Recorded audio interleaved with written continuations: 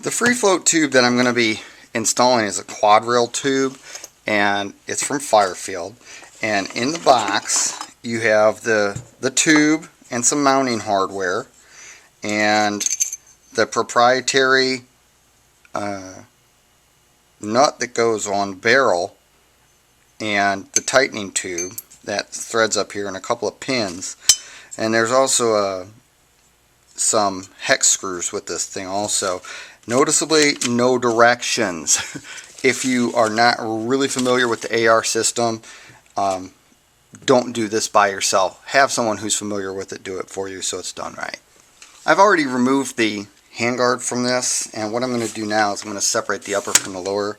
I'm going to punch out this lower pin and remove the bolts and the handle, set them to the side. I'm going to go ahead and take this other pin out and completely remove the lower from the upper and set that to the side also.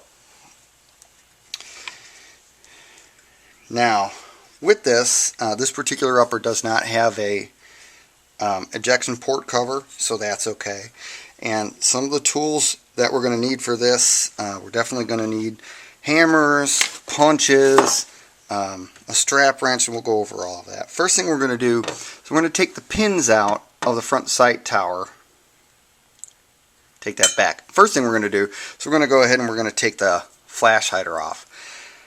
So I'm going to take this holding fixture and put the upper into it, close it on it. I'm going to put the other part in there so that way when I clamp this into the vise it doesn't crush it. So let me get this set so I can actually show this getting clamped into the vise. Alright, here's the vise. I'm just going to set this here like this, and then I'm going to go ahead and tighten that vise up. And then as we do that, you can see the fixture holds this really tightly. So I can go ahead and bear down on it. And this piece is actually protecting the upper from getting crushed.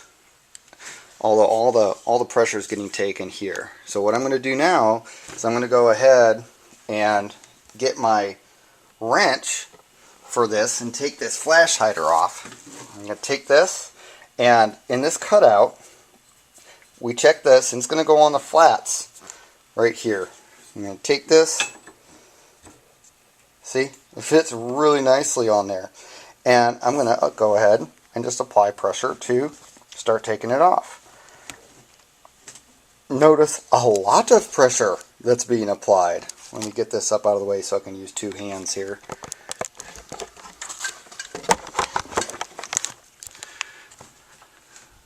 Alright, here we go. And I'm just using little bits of force, taking off, little bits of force, taking off. Once it starts to turn, you can remove this and it'll come off really easily. We've got a crush washer here. So we take this off all the way, set it to the side, take the crush washer off, and notice it's a cone shape expanding out towards the muzzle blast is how I think of that. Set that to the side. Now we want to be careful with our threads so we don't damage them. If you have a thread protector, you can put that on there or tape it, or just be careful. Now I'm going to take this out of the vise, put it back down here on the bench, and the next thing that we're going to do is we're going to remove the pins. When you're taking pins out, there are fixtures that will say pins in, pins out, and depending on which way you drive the pins is which way you have that fixture. If you just look at them, you can see one side is bigger than the other, and you want to drive the smaller side towards the bigger side. We're going to drive it this direction because you can see that these pins are up this way and not so far in this way. So we're going to go ahead and we're going to drive the smaller side towards the larger side. When you do this, you want to go ahead and get something to place under the barrel. Again, I think I mentioned I like using particle board, works pretty well. You can have it so it's there to get started. When you first do this, it's enormously difficult to drive these out. Enormously difficult. You're going to exert a lot of force in the first couple whacks. So we get sitting under here, under the sight tower, and under the barrel to take this force. We don't want to injure anything, so I'm going to set this here to start. I get a very oversized punch just to get this started, and a more substantial hammer than the little brass mallets or the small gunsmithing mallets that I use. You're definitely going to use a regular kind of hammer. You're going to give this a good solid whack to break this loose.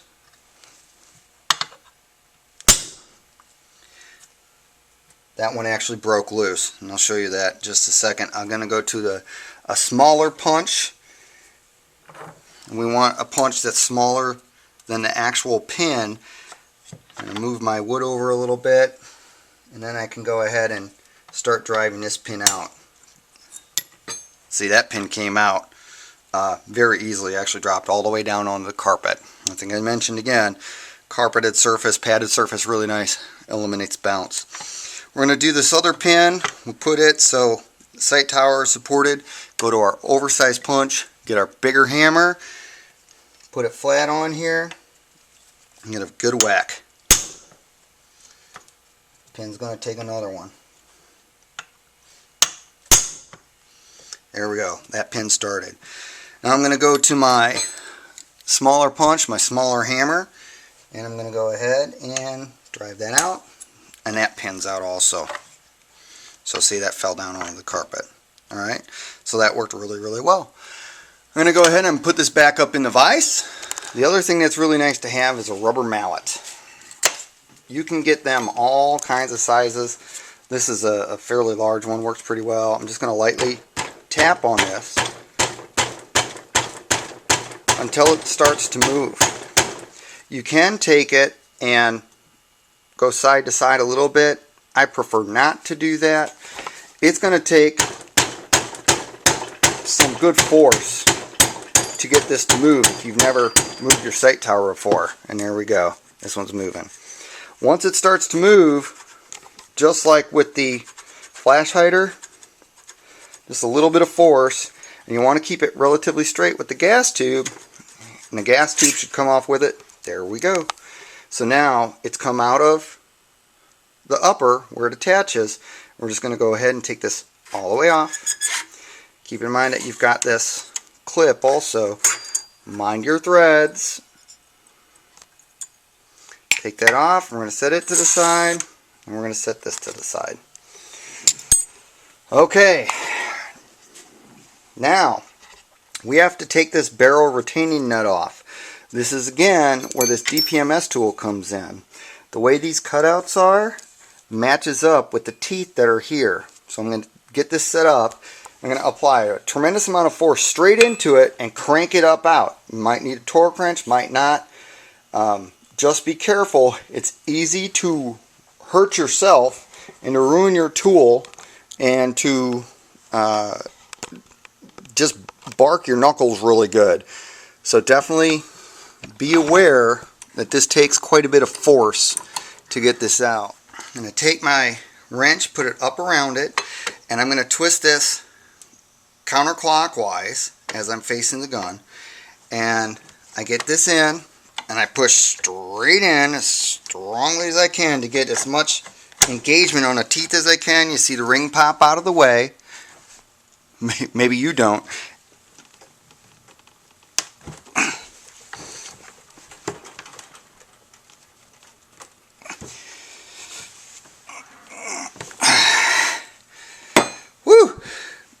I'm going to be working on this for a little bit. After looking a little bit further, you can see that someone has put Loctite on this thing. Not the best thing to do.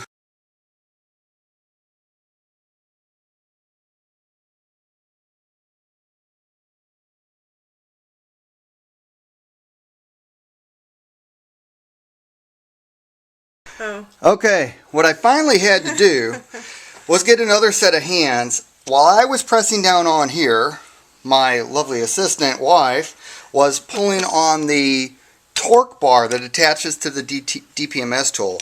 Like I said, this is the best tool. So now what I'm going to do is I'm going to remove this torque wrench off of here. Is that all, honey? Yes, dear, thank you. And then go ahead and just turn this nut. And now that it's been broken free, it'll actually come loose with finger pressure. And then we'll be able to go on with the rest of this installation. The issue is somebody had actually put some kind of Loctite across there. I don't know why so many people are in love with Loctite. It has its place. This is not one of them. No reason for that. The barrel has a great lockup system on the AR. There's just no reason for it. This, oops, here we go. This and then this. So we put this. It's just going to sit there. Take this, bring it down, and screw it onto the barrel.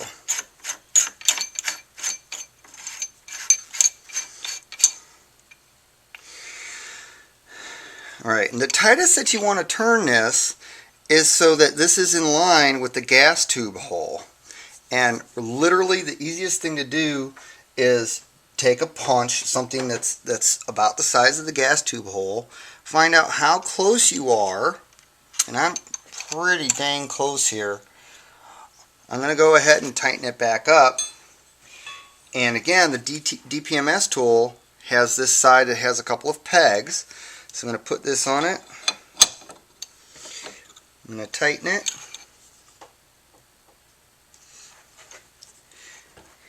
And as it stands, I'm in between holes right now. So this hole is not quite there. This hole is the next one coming up to where the gas tube would be. So that's what I'm going to go for. There we go. We're in. Now, as far as torquing the barrels, some people are really anal about it. The thing is that you don't want to have to go up beyond the torque requirements for the barrel. I'm going to put my torque wrench back on my DPMS tool. Make sure I've got it going the correct direction. And then I'm going to set this at 30 foot-pounds right now. We can keep going. We're going to go another one. There we go. It did not even pop onto the next hole. So I don't need to exert a whole lot more force than that. Simply because I don't want to strip the barrel off. Alright, next thing that we do is we take the couple of little pegs that are in the kit and put them at 3 and 9 o'clock. And that's going to line up with a couple of little detents on the inside the tube here. So we've got the pegs in. We're going to drop this in. We want this top cutout to stay on the top because there's a tightening screw on the bottom. So we're going to make sure that this is clear. So we've got a continuous rail system. I'm going to drop this down.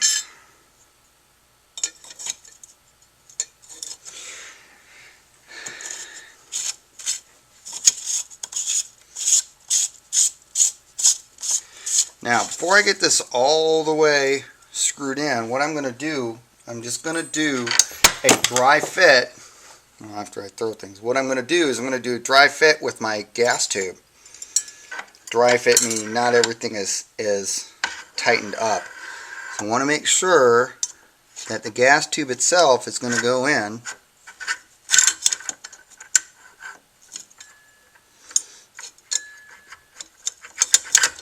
There we go. Bring that down into position. Alright. Now, sit and turn this for a long time. This draws this down so we get more clearance for our sight tower and our gas tube. I'm going to take this out of this fixture. And I'm going to go ahead and I'm going to put the carrier and a bolt back in. I'm going to check how it lines up with the gas tube, and I got a fit. That works out just perfectly. I'm going to take a strap wrench, and these are just a piece of rubber inside a wrench. Great tool to have. And I want to tighten this up a little bit further. So I'm going to open this up, slip it past the sight tower, and then tighten it up on here. Just put this back down into the channel it goes in. Tighten it up as much as I need to. And start bringing this around. You definitely get way more leverage with the correct tools. I'm just going to keep the strap on there, leverage it around. And I want this tight. The tighter this is, the more solid this is. It's a free-float tube, so that means other than back here, nothing else is holding this rail onto this weapon.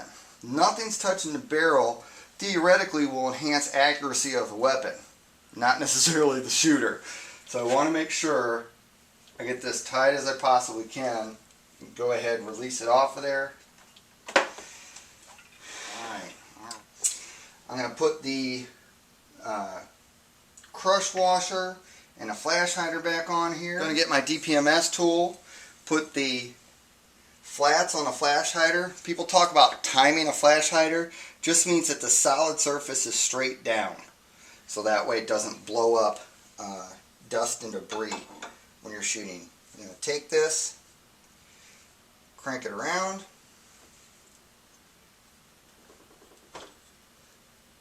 Look so I'm straight on the sides of this. A little more. There we go.